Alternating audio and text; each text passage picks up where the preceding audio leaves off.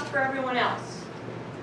Because even if you are, well, even if you are paying for your treatment, if you're suffering an accident or whatever, or if you have insurance, the cost of the healthcare for that year is going to be split by everyone on that system. So if you don't wear a helmet, it's likely that the cost is going to be higher than if you were wearing a helmet. So it's going to have a higher cost for everyone, even under the insurance plan. Yeah, it's almost entirely likely that if you do harm to yourself, society will pay a cost. It's not, you're not going to hang on to that cost all by yourself. It's going to be passed on. Yeah. Right? Okay, in that case, is the goal that we care about liberty? What is the goal that would be more important?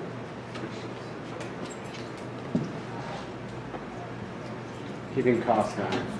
Liberty, security, equity, efficiency. Which one?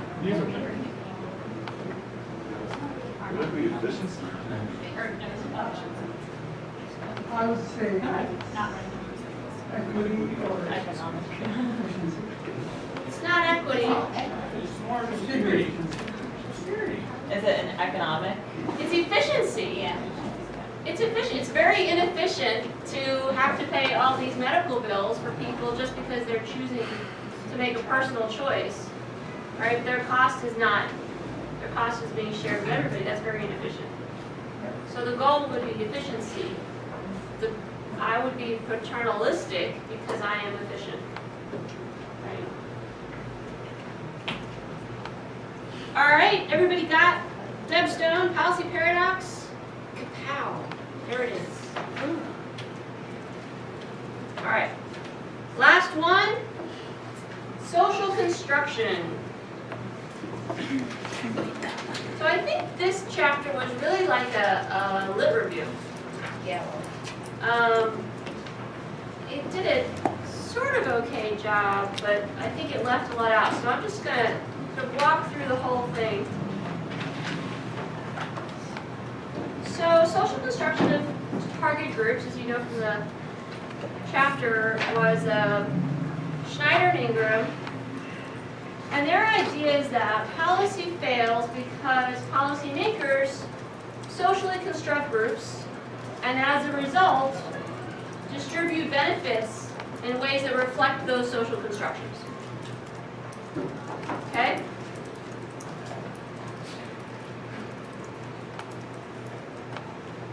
So there are a couple of propositions. Policy designs send targets, send messages to target populations. So there are four groups that they divide sort of the population into. But some have negative constructions and some have positive constructions. So let's just start with that. Tell me a group in society that has a positive social construction.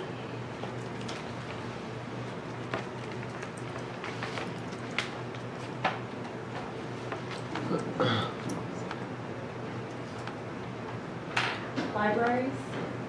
Libraries. It's hard to not like libraries. Mothers. Veterans. Veterans. Children. Children.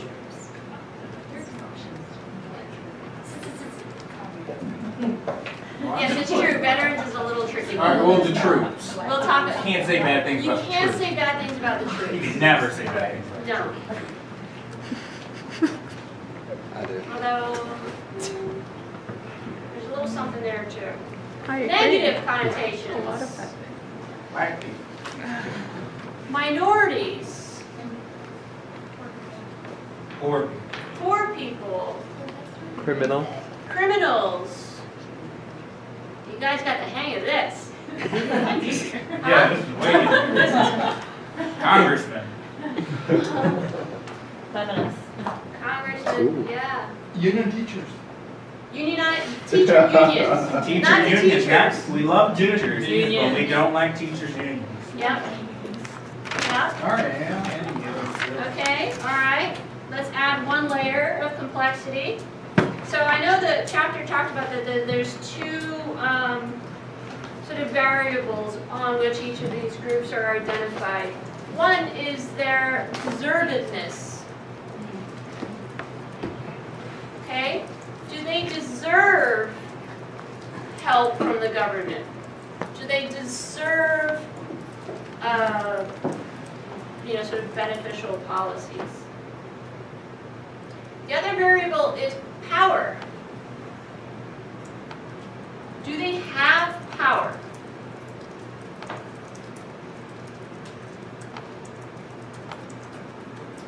So, advantaged groups, just by the name, are they deserving?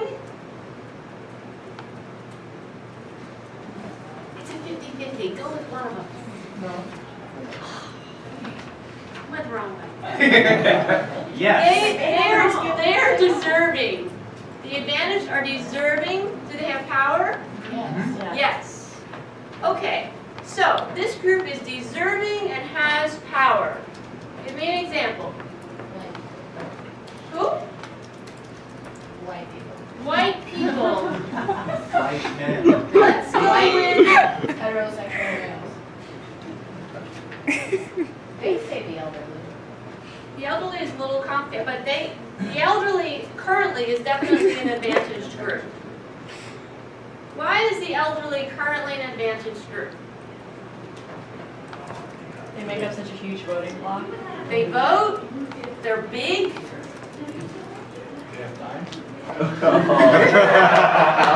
they get nothing else to do, Nothing else. they pay taxes. To me, what's interesting is like how policy kind of reinforces power, and this is an example because you have the Social Security policies which kind of Medicare and whatnot that gave them this huge benefit, and that kind of perpetuates them this cycle of power. There's a feedback something or other. See, I told you you were gonna like this. Yeah, so advantaged, that's a great example of elderly, and the chapter does talk about how they've changed, and so let's come back to elderly in a little bit. Who else can you think of that is an advantaged group? The wealthy? Are they? Yes. Think about deserving, because clearly they have power, right? No question they have power. Are they deserving? Yeah. Depends who you ask. That's what you asked. Well done. People who have self-made, wealthy people. who Yeah, how about, let's have go with living something a arrangements. little easier. Small business. Or the middle class. They work hard, they do the right thing, they pay taxes, they don't get into a lot of trouble. That's an advantaged group. They're considerable, right? They have size, so they're advantaged, they have power. Okay? All right, so let's get to contender, because I think there's some contenders that you're thinking maybe should be advantaged. So a contender, does that contender have power? Some. We're going to go with yes. Contender has power. Okay. Are they deserving? They think they are. No. See? You're good at reading my face, right? No. They are powerful, but not deserving. Who falls in that category? Rich people. Rich people. Who else? Corporate America. CEOs, corporate America, banks. Do you in your heart want to help these groups? These are the groups that you do not want, you know they don't need your help. They do not deserve it. Anybody else? Let's talk about teachers' unions. Where do they go?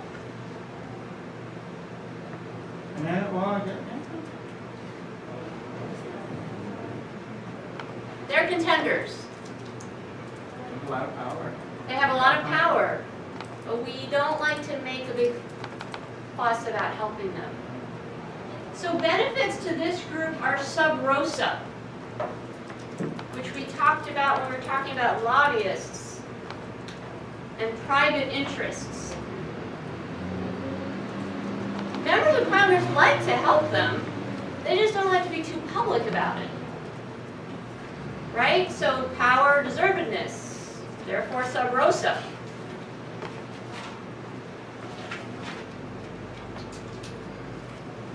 Did we mention any other?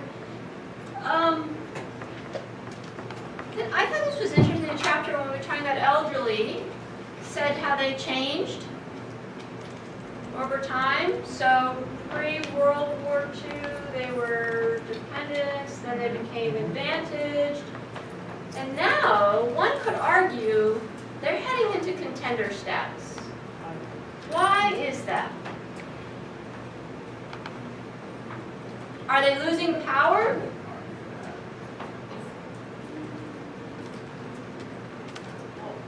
So one thing I think the healthcare issue in particular really stands out. You know, like they are really comfortable with kind of government-sponsored healthcare for them, but less willing to maybe extend it to folks who aren't elderly but also need healthcare. Right. So that's kind of one issue where they kind of have some like negative charge, I think. So the around. problem is increasingly as we recognize that Social Security and healthcare are the two big drivers of our budget problem, and those two things are going to this group, we're going to start feeling a little less happy about helping them, which means their deservedness changes. For dependents, do they have power? Not at all. Do they deserve? Yes. Yes, they do. So who are these people? College students. College students, yes. They don't have any power because they don't vote. But we like them anyway. Because they're a future. They're our future, so we like to help them. So deservedness has sort of two parts to it. Deservedness is, do they actually need help? And the other part is, do we want to help them? Does it help us to help them? Who else? Children. Children? Somebody else said something? No. No, they're deviant. No. They're deviants. Mentally disabled Mentally disabled are pretty much dependents, yeah. or disabled in general. Yeah, I would say that they're in a dependent category. What did you say? So there are two parts to the deservedness. Part one, remember the political and the sort of policy goals, that nothing is sort of simple. There are two parts of the deservedness, like with a lobbyist, right? We want to help them, but we don't want to be public about it. So there's the idea that they deserve help, and there's also the idea that it helps us to help them. Okay.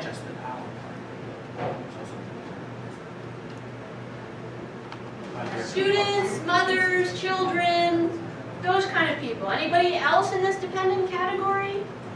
We like to help, but they don't really have power.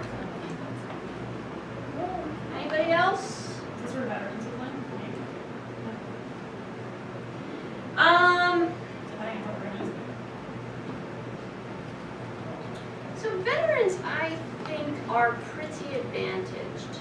The only thing I said anything about veterans is that it has changed a little bit over time, because when all veterans were as a result of a draft, that was everybody, Right. right? But how has that changed? We don't have a draft now, we have a volunteer. You have a volunteer army, you have a very particular population that goes into the army. They're not reflective of the whole population. So I feel like maybe that changed how they get treated in policymaking a little bit. I'm not sure. I mean, I kind of feel like that whole veteran homelessness issue that came up, maybe if they'd been more advantaged, that wouldn't have taken quite so long to be addressed. I'm not sure about that. Okay, you didn't say anything on dependence that I thought you might. Let's go to deviance. Well, what do you think we were gonna? Let's see what we get in deviance. Let's see what we get in deviance. So deviance, power, Not no power, No power. Not deserving, They do not deserve. definitely not deserving. Who are these people? Criminal. Criminals, easy. Minority. Minorities, Poor. welfare recipients, illegal immigrants. illegal immigrants, and unfortunately that kind of captures all immigrants. Immigrants have definitely moved around in this construction. They've been deviants for quite a long, I would say a couple of decades now. All right. Advantaged are Deserving and power. contenders. Wait, Undeserving. undeserving and powerful. Dependents Deserving, Deserving powerless. and powerless. No, no. Undeserving and powerless. Deviants are undeserving and powerless. Very good. Is that gonna be on the test? Yeah, just like that. So you Please, might want to. please, You might want to. please let it be You just might want like to fill that. that one in. I got that. You got that? That will be the only question I get right. Oh, that would be sad. That would make me feel bad. All right, so how we construct these groups has implications for how we treat them, right? So, any idea what's happening in this picture? They look positive. The American dream. Happy middle-class families in front of his door. He's holding the keys. They just got a house. This is so fantastic. What kind of advantage in terms of policy do they have? We're going to create policies to help them get their first home Sure, and keep it. and keep it. So, example, homebuyer tax credit. Right? I do not pay taxes on all the interest I spend on my mortgage. If I am not wealthy enough to own a house, I don't get that benefit. Okay, but there's more. How does one get the homebuyer tax credit? Do you have to be married? No. Oh.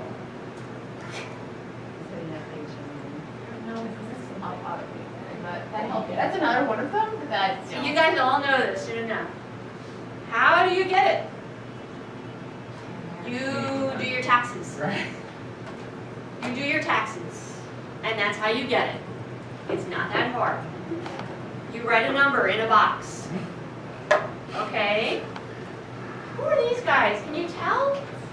They look like they're queuing. It doesn't look fun. It's a group of minorities, so clearly they're up to no good.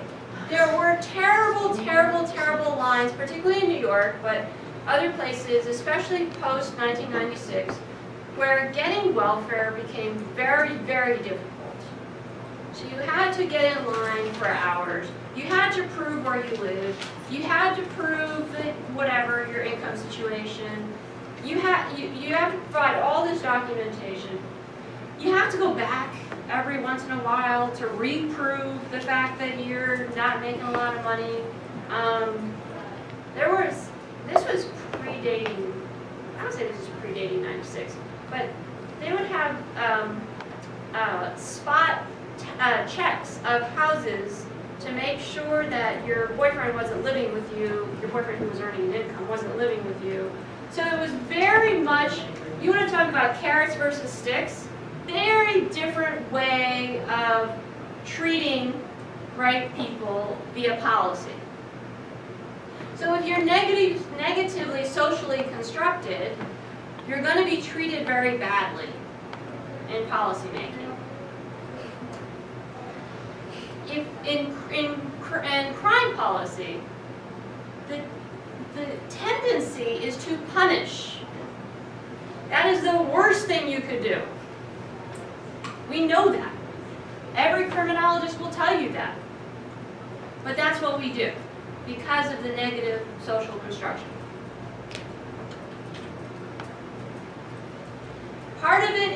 because members of Congress or policymakers are responding to constituents, right? They're not making all this up on their own. So who do they help? Which of the groups do they help? They help the advantaged. And contenders. They help the contenders very quietly. They hide their help for the contenders. They do not help deviants. If they have enough political capital, they help dependents. Or say they will. Sorry? Or say they will. Or say they will. So social constructions are pretty path dependent. They're pretty hard to change. But they can. And the chapter talks about a couple of them. So we talked about the elderly. You know, take a minute to think about other groups whose constructions maybe have changed in the last couple decades.